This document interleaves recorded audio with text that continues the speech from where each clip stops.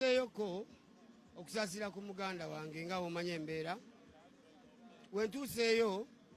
embeera nga bwebadde fe tuli basajja baganda bawano kya buntu nnyo munno ng'ali mu buzibu nga temulina mbiranye nnyo y'amaanyi olaba ne gwe mulina embiranye y'amaanyi era mu nnaku waakiri ebagatta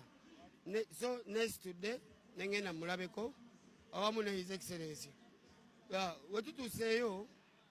ng'omuntu omugezi oba olengera wala kuba tugezezzaako okwagala omulabako omanye okuwona kintu kyanjawulo obujjanjabi eddagala likola naye oluusi n'obuntu n'ebigambo bye bagamba n'okugumya abakuwonya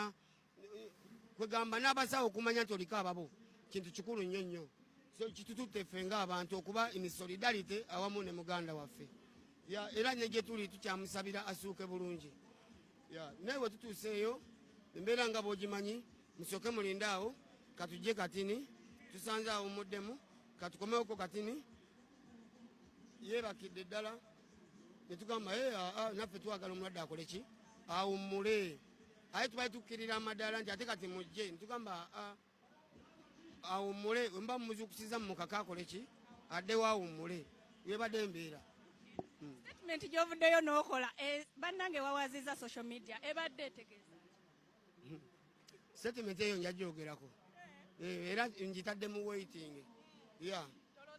awo eno tuli mu kusaasira muganda waffe naye abajjanjaba abalwadde nabo bambi babeere n'obuntu around omulwadde nekyabayirabidde nti ono muganda we osomujjukiza nomugamba muganda we yaza okukola ki okulabako ffe tuli bantu kya buntu nze newenzire baffe bajja kumbuuza muganda we wamukyekinzeeko so gwe mutima mwengendedde